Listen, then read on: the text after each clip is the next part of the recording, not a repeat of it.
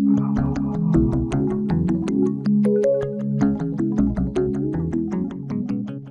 Ann Gaviola. Welcome to Sticker Shock. And there is no escaping inflation. You'll have noticed it at the gas station, grocery store, and everywhere else too. Now, this Global News series digs into the rising cost of living and how you can avoid feeling spent. Now, first up, let's take a look at how you can better navigate life's rising costs. And then we're gonna swing. Sandy Young is 11-month-old Gabriel's mom. Mat leave means bringing in less money, and a new baby equals lots of new spending on a crib, diapers, and baby food. Our family definitely has been feeling the pinch with inflation and the rising costs of gas and groceries. After free-falling at the onset of the pandemic, inflation climbed beyond 2% in March 2021 and recently hit levels we haven't seen in more than 3 decades.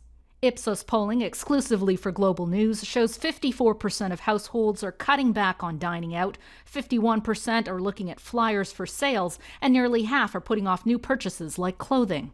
Sandy's also a personal finance author, and her family has cut back where they can, selling items they're not using for extra cash. Collecting loyalty points has also helped them pay for baby items, but daily sticker shock at the pumps makes them want to buy an electric vehicle. That way, in the future, we don't have to rely on pumping gas. Inflation chips away at affordability. For struggling households, it may mean some bills don't get paid right away or the debt load gets bigger. Others won't be able to save as much, but there are ways to manage the rising cost of just about everything. One strategy is to boost your income. Ask your employer for a raise, point out how inflation is eroding your purchasing power. Review your budget and find ways to trim expenses. Are there subscriptions or memberships you don't use? Every little bit helps. Have a look at old credit card statements, have a look at old bank statements. What is popping up? What items do you see that you don't necessarily need to spend money on? And you can put your money to work, as long as you won't need it in the next little while, by investing in stocks or bonds. If you're saving for retirement, for example, 20, 30, 40 years, now is a great time to get in. Let's dig in on the food piece. Now, food inflation is as bad now as it was in 1981, with prices up nearly 10% in the past year. And that's prompted some households to turn to meal kits as a way to manage costs and reduce waste. But we learned this may save you time, but not money. Take this couple of peppers. Toronto resident Jamie Gandhi cooks at home a lot, but she finds the amount spent to feed her family of 4, including 2 active children, shocking. I just feel terribly sad saying the numbers, but it's around $400 to $500 a week when it comes to groceries. Every other week or so, they opt for meal kits. It costs more, but the time saved is valuable.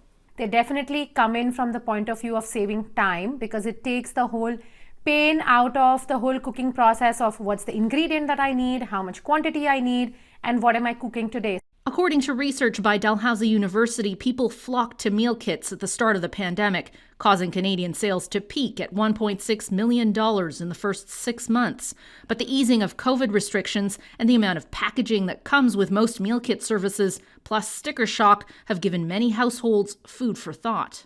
Food inflation is probably the biggest issue affecting households right now. Meal kits tend to be priced quite high, $8 to $13 on average per meal per person. Global News averaged out the cost per serving of 3 leading meal kit companies. A family of 4 can expect to pay about $10 per serving. The cost per serving for a household of 2, though, nearly $12. Inflation is expected to push up the total food spend for a typical family of 4 to more than $14,760 this year. That's an increase of nearly $1,000 from 2021. Personal finance expert Rubina Ahmed Haq says shopping with a list can save you more than 20%. Before you leave, make a plan of what you're going to buy according to what's on sale. And buy only what you need with smaller, frequent trips. For this household, meal kits are also a new culinary adventure they're willing to pay a premium for once in a while. Introduce something new, experiment something new that I'm not used to, and have the whole family involved into just the basic cooking process. Now, the housing market was hot before the pandemic, but over the last couple of years, it has gone stratospheric. In the next part of Sticker Shock, we look at the impact of housing inflation and how it's keeping many prospective buyers on the sidelines. 33-year-old Tembeka Pratt has dreamt of home ownership for a decade. It is a bit heartbreaking that things are the way that they are, and the prices are a little bit much. Together, she and her fiancé make nearly $200,000 annually. They're more than average earners. But with an upcoming wedding to save for and home prices on a tear during the pandemic, she's frustrated her prospects seem bleaker than ever. In Toronto, where the average house price is more than $1.3 million, the annual income needed to afford that is $228,000. The average condo is more than $720,000, which requires nearly $145,000 a year. A young person making a typical amount of money must now work 17 years across Canada to afford a 20% down payment for an average-priced home. In Metro Vancouver and the Greater Toronto Area, it takes 27 years. Ottawa, 14 years. It took just 5 years in the mid-70s. Deputy PM Chrystia Freeland calls it intergenerational injustice. We had a better shot at buying a home and starting a family than young people today. With interest rates rising to combat inflation, home prices have taken a little breather, but they're still up by about 50% across the country. To bridge that gap, incomes either have to skyrocket or home prices need to come down to earth. In the world of politics and our economy, housing has become this moment where what's benefited parents and grandparents has hurt their children and grandchildren. More than just an appreciating asset for newcomers and young workers, homeownership is a rite of passage they may never reach. It's something that will outlive you and can create generational wealth.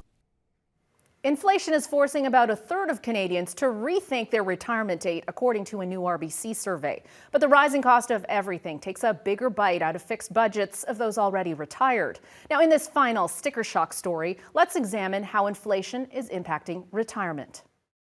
I felt like the life had been sucked out of me. Working retail was brutal for the last 2.5 years. Mary Lou Cyr is part of a cohort of people who retired early during the pandemic. But as stock markets remain turbulent, interest rates climb, and inflation soars, it's a challenging time to be living on a fixed income. I do have a small savings, but it's going to erode very quickly with inflation. A good rule of thumb is you need 70 to 80% of your current income in retirement to maintain your lifestyle. But with inflation clocking in at nearly 7%, levels we haven't seen in 31 years, many are reconsidering this approach.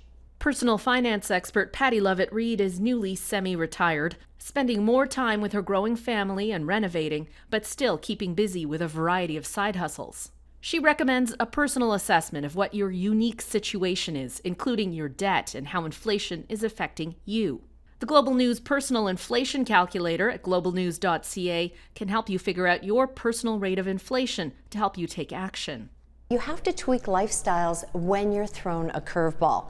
We have been thrown a big curveball. We're not striking out yet, but we've got that curveball.